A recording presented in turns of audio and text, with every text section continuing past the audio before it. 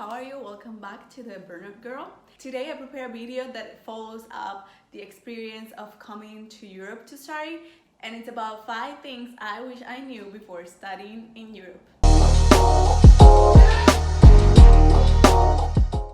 Okay, these 5 things that I'm going to talk about are things that I think will definitely improve your experience, not only on the academic side, but also on the relationship side and on the contact side and the networking side, which is I think is really important for those that have the aspiration of staying in Europe or getting a job in Europe. So I think you will like this. And again, it's according to my experience. As I told you, I was under scholarship, so I really needed to have good grades. So I was really focused on getting those good grades, but I also wanted to live the best experience that I could here in Europe. So I also kind of wanted to live and have fun besides of studying. The first thing that I wish I knew was that exams are completely different, and not only in the structure but also on the way you're graded. Why? Because according to my experience back home in university, you will have more often exams, so you will have at least 2 cuts, 2 partial cuts, or 1 cut and then a final. So you will kind of have the opportunity to divide your grade between 2 cuts, so 2 opportunities of passing a subject. Whereas here in Europe, you only have 1 exam, and that exam accounts for 100% of your grade, which obviously means that if you don't pass it, then you won't pass the subject. Usually universities will offer another opportunity, but you also have to be careful because sometimes those opportunities are maybe the next semester, or maybe that subject is only offered on the winter semester or on the summer semester, so you will have to wait 1 whole year to take again that exam, which is not optimal. So in my experience in the universities, in the European universities that I study, you will have to register for a predetermined date of an exam. They will offer you maybe 2 possibilities or maybe just 1, and then you have to decide if you're ready to take the exam on that date or not. And then you will have to present the exam. In the case that you fail it, maybe you have the second day as an opportunity, but if you register yourself for the second day, that's where the things get tricky, because then you will have to maybe talk to your academic supervisor or with the academic office for them to open a new date for you, or for those that also fail on that exam, and then it's more complicated. And this is where I tell you that then you maybe will have to wait another year to retake that exam, because that's the grade that you will have for your subject. Whereas in Latin America, or my experience in university, is that you have at least 2 or 3 opportunities to build up your grade, and then you can maybe study more like in sections. But here you have to study all for a final, and that's another thing that leads to my second tip, is that going to classes and taking notes really pays off. Why? Because here in Europe, they're more independent, they're more responsible, they're more of sort of free thinkers. So going to classes is actually not, in most of the cases, it's not a requirement for you to be on the exam. Maybe they will have kind of pre-requirements for you to be able to sign up for the exam. In Germany, they're called Vorlesungen, but that's not usually the case in all of the subjects. So it might be that you haven't even gone to your class in the whole semester, which was the case, but a lot of my classmates, they didn't even go the whole semester to class, yet they went to the exam date and they presented the exam. And that's also another thing for law students. For instance, the education is really book-based, so you will be able to buy a book or to get a book, like the professors will recommend you a book and they will follow that book. And that has the course content, but it's not always the case. So I highly recommend you to go to class and take notes. Many of those notes can also be sold After that, for those students that didn't go to class and then they want solid notes and they are also interested in paying good euro coins for those notes, so I think it pays off. There's also websites like Study.Doku where you can upload your notes and then trade them for summaries of books and stuff like that you can also use to build up your notes or to study for your subject. That definitely helped me a lot. I really enjoy to go to class. Of course, some days you will be a little bit lazy or maybe hangover, but it doesn't mean that going to class doesn't represent a nice experience. I really recommend it because taking knowledge directly from the professors and being able to ask them questions and kind of building up a relationship with them is also really good for not only for networking but also for your understanding. So that's another point. If you really want to have good grades, that's my experience. Go to class, participate, ask questions, and then be sure that you are building up that knowledge, and then you don't have to learn all that you had to learn in 1 week before the final exam. And then this is also my next tip. Don't be afraid to ask questions. It might seem that the European universities, they have large classrooms, really large classes.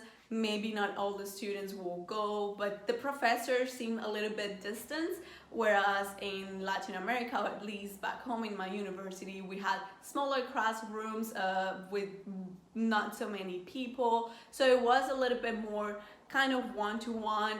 The professors were seek you to ask questions, they want you to participate, and they even include a participation grade in their gradings. But here, since you have only 100%, being so participant and involved in the class might seem that it doesn't pay off and that the professors don't want you to ask questions because they are so distant, but that's not the case. I really think that they like you when you're paying attention and when you have a legitimate doubt about the subject, because it means that you're there, that you're interacting, and even though it won't reflect on your grade because it's just a 100% exam and they probably won't remember your name, because if it's a large class then you're just the girl or the guy that asks the questions, they will definitely will notice. And if you maybe in the future seek out for them to ask them for a recommendation letter or some research opportunity, it's really likely that they will know, okay, yeah, this is a person that was really involved, it was really interested in my class and what I was going to say. So it really pays off, and I think they really enjoy it.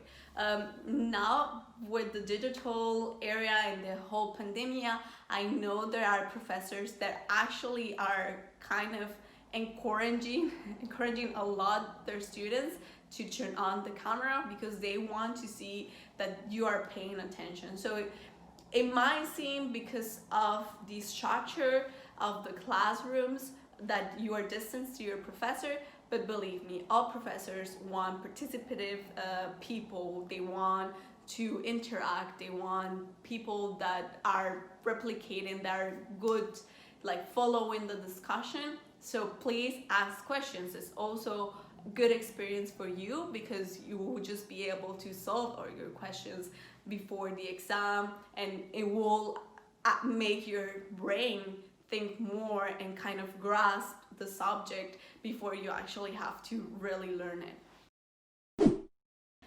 And then this also brings me to my other point. Reach out to your professors if you have a doubt, if you have more questions that you didn't really have the opportunity to say out loud in class. Just send them an email. They're usually, yes, really busy people, but they're also there to help you out. So if you have a doubt, and even you can have a tutor, maybe if you're learning in another language, it can also be complicated. Professors are usually really reachable people and they like to teach. that's why they're here, especially here in Europe, because for you to be a professor here is not easy. They have to go through several layers of really complex education to be professors, university professors. So they really enjoy it and they really like it. So reach out for them. It will also give you opportunities. It will also give you a network that you can rely on later on in your career. And then you can also easily ask them for recommendations letters, not only for your scholarship, but also for jobs. And don't be afraid, honestly. When I was in Spain, I didn't really talk much with my classmates because I was doing Erasmus, so I was usually hanging out more with the Erasmus people, and my classmates were just, I think, different people than me. Slowly but surely, we became a little bit more confident with each other, but it was quite different. And in Europe, it's not like in Colombia, for instance, according to my experience, that you easily your notes that you took during the class or the summaries that you did of a book, of a chapter of a book or anything. Here is actually, as I told you, it has value and it can have quantitative value.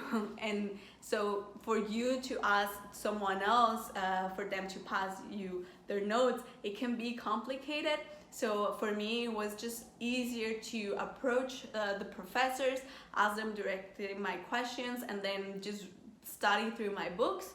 And it was actually a really pleasant experience. I ended up having more opportunities because I did this.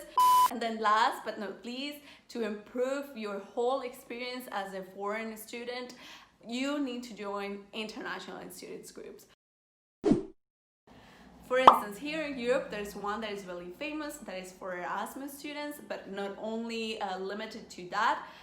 You can, if you are an international student, also just pay the fee and enjoy all the benefits. And it's called ESN, that says for the Erasmus Student Network. They have a lot of benefits. This is not, of course, a paid partnership or anything, but they have a lot of benefits. You just pay a small fee, like in my time it was like 20 euros for your whole year card.